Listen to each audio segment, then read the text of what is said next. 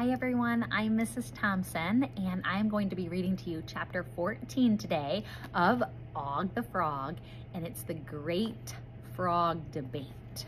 Okay, the swamp is still very cold, but I'm waking up. Everything looks so different and I don't see anyone I know. Where are Granny Greenleaf and Uncle Chinwag? Where is my pale Jumpin' Jack? They must be sleeping somewhere. Isn't anyone awake?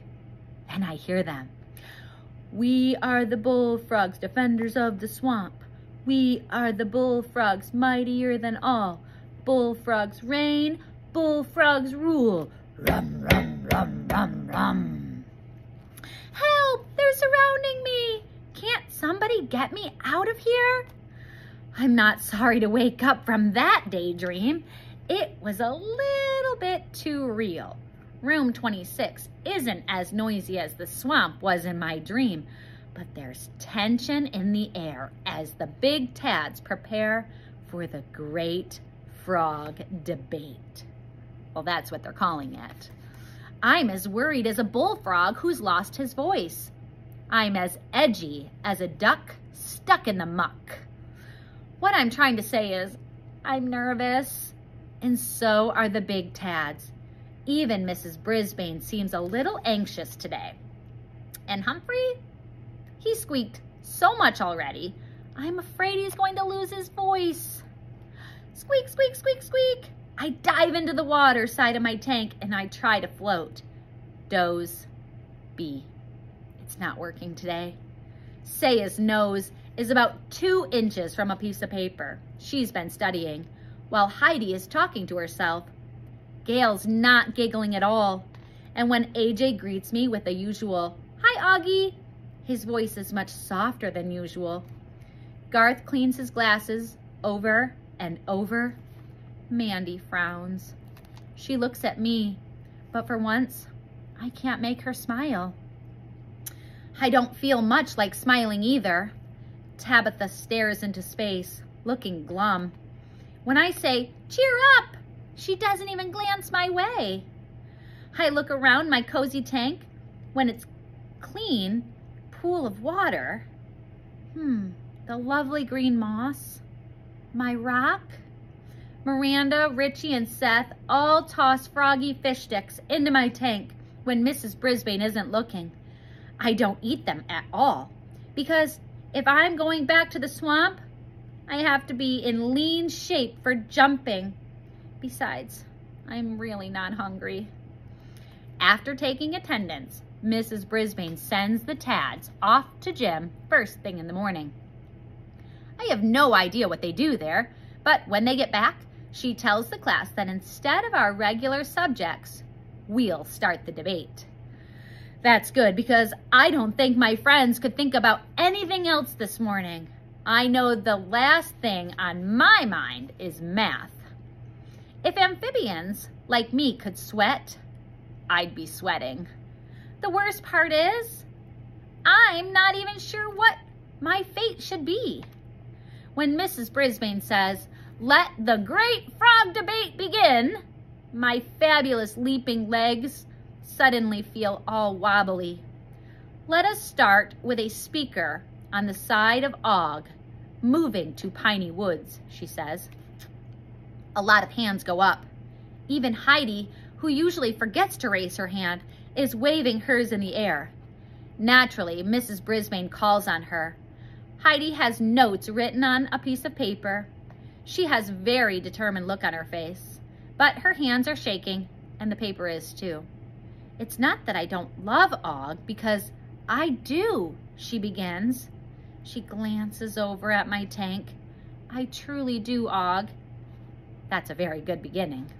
But he was stolen from his home in Mackenzie's Marsh, and that might even be illegal, she says. I checked, and it's not illegal here, Mrs. Brisbane interrupts. Well, it should be, Heidi replies. It's wrong to take a small, helpless creature away from his family and friends, away from his environment. Environment, Mrs. Brisbane corrects her. I'm still thinking about the small, helpless creature part. Maybe the bullfrogs think of me that way, but I believe that I'm an extraordinary leaper, jumper, and helper of all green frogs. If you were taken away from your home, it would be called kidnapping, Heidi tells the class. I look at the frog faces and the other big tads, and they're very serious. I wish Og could go back to Mackenzie's Marsh, but since he might make his friends sick, he should go to Piney Woods, where he can be in his own environment, Heidi continues. But I see her lip quiver a bit, even though I'll really miss you, Og. She quickly sits down, and Mrs. Brisbane calls on someone who is for keeping me in room 26. I think Og is super cool, AJ bellows. I think he should stay here because he can teach us a lot. Would you like to tell us more about what Og can teach us? Our teacher asked. AJ hesitates. Like what amphibians are like, and what it's like to be cold-blooded, and he's so funny, and he goes boing. He sits down quickly, just like Heidi did. At Piney Woods, I think I'd be fed. I'd get to go outdoors, and I'd have a bigger space to hop around. I wouldn't have any enemies, and lots of people would see how cool a green frog can be. In room 26, I have no enemies. Everybody loves me. I can help the big tads and Mrs. Brisbane, and I have a new furry friend. Humphrey breaks my concentration with some alarming loud squeaks. Squeak, squeak, squeak! Thanks for your opinion, Humphrey, Mrs. Brisbane says. I think she's trying not to laugh. And so it goes. Garth rambles on about how animals should never be taken from the wild and why. But Og has already been taken from the wild, Mrs. Brisbane says. So now what? Garth mumbles Piney Woods and sits down. When Mrs. Brisbane asks Tabitha, she stares down at her desk and doesn't say anything. I think I see tears in her eyes. Has she changed her mind? Gale is all for keeping me in room 26 because he's cute and we love him, and I can tell he likes it here. It's a short answer, but she's right. I do like room 26. I like the big tads and Mrs. Brisbane. I like my new clean tank and having a variety of interesting things to eat. Despite the fact that I peed on her, Mandy thinks I should stay because I make her feel cheerier. That's nice, especially coming from her. Richie's speech is short and sweet. We took in Og as our classroom pet. We shouldn't get rid of him. That's just rude. Seth agrees. Og makes room 26 more fun, and he's good company for Humphrey. I think he's cool too, Kirk says. I want him to stay, but I wonder if that's selfish. Is he happy here? Would he be happier at Piney Woods? Kirk hesitates, and I feel a joke coming on. And why are frogs so happy, he says. Because they eat whatever bugs them. All the big tads groan, and Mrs. Brisbane tells Kirk to sit down. Saya, Mrs. Brisbane says, I think you are in favor of returning Og to the swamp. Where do you stand on Piney Woods? Saya stands up and hesitates before she speaks. She doesn't have any notes. I just hope that whatever she says, she speaks loudly enough so we can hear her. Yes, Mrs. Brisbane, I agreed with Heidi that Og was stolen away from his home and his friends and his family. It seemed wrong to me because it wasn't his choice. Heidi gives Saya a thumbs up sign. Saya swallows hard and continues. But I've been thinking a lot about my life. I had a home in a different country. My family and friends were there. And then we moved here to a faraway place that was very different. We had to leave our family members and our friends behind. All the big tads are really quiet. Even Kirk looks serious for once. Like Og, it wasn't my idea to move, Saya continues. My parents said, we must leave. It was the hardest thing I'd ever done. This was a strange place, but soon I had new friends and I liked this new country. I don't know when it happened, but after a while, this became home. I still think of my old home, But this is where I want to live now. It is my true home. Saya stops and looks toward my tank. And I can't help wondering if this is how it is for Og. Of course, he loved the swamp and his friends and his family, but every day he seems more at home in room 26. He hops and he leaps and he makes us laugh. And his great loud boings remind me to speak up for myself. Boing, boing, boing, I agree. Because this is the best speech I've ever heard. And I helped Saya. And I didn't even know it. The room has been very quiet, but there were a few nervous laughs when I chimed in. Then Humphrey pipes up with a squeak, squeak, squeak, squeak. And my friends burst out laughing. All right, class, Mrs. Brisbane says with a smile. Let Saya finish. Thank you, Og, for helping me. I have changed my mind. I think he should stay. Saya sits down. I can tell she's glad to be finished. Thank you, Saya, I say, boing, boing. You have helped me make up my mind because I know where my home really is. There is a great silence in the classroom. Even Humphrey is quiet. Suddenly, Tabitha jumps up. Og helped me too.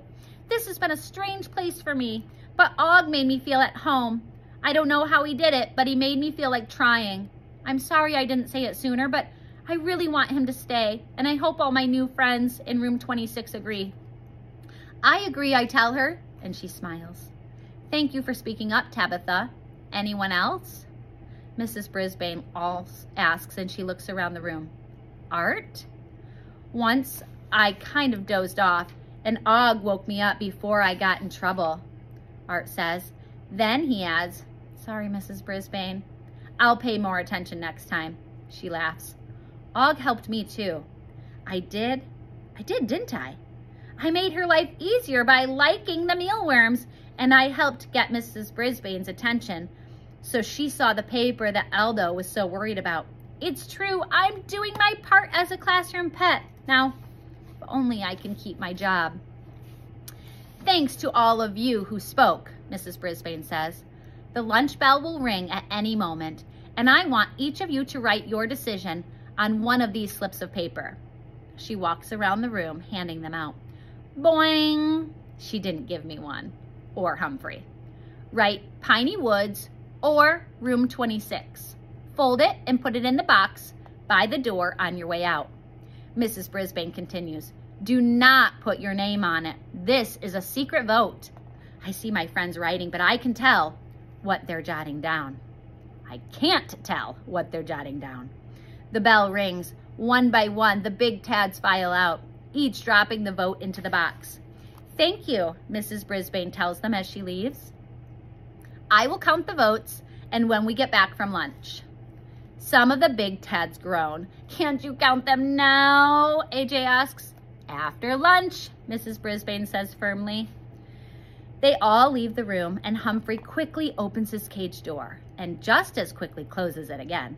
I see why Mrs. Brisbane has come back into the classroom. Now, where did I leave my lunch, she asks.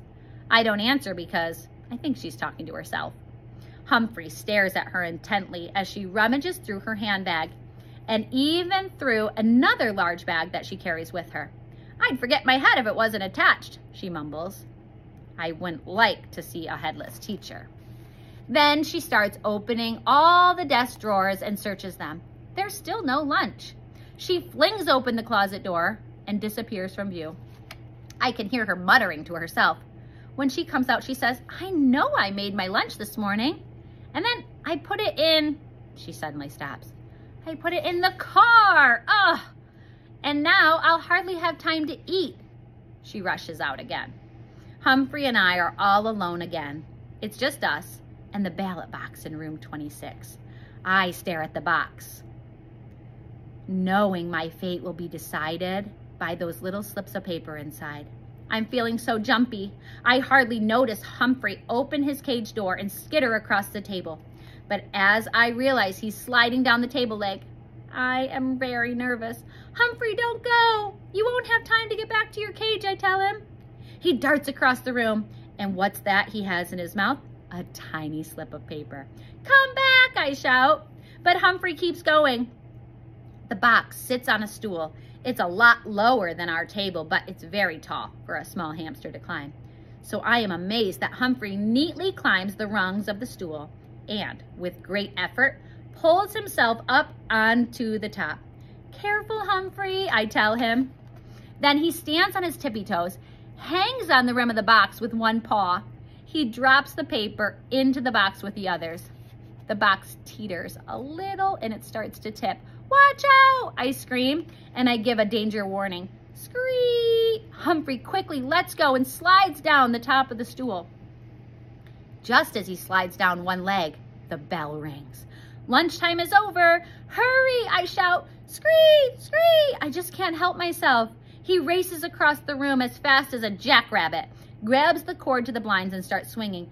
Hurry, Humphrey, I tell him. Please. The door opens and the students stream into room 26, just as Humphrey lands on the table, speeds towards his cage. My heart is pounding even faster than his footsteps as he runs into the cage, closes the door before anyone, except for me, notices. You did it, I tell him. You did it. My neighbor answers weakly with a squeak. Oh, that's the end of chapter 14.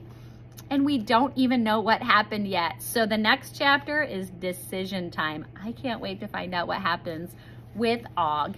Is he going to the pond or is he going to stay in room 26? We'll have to read to find out. Bye, everybody.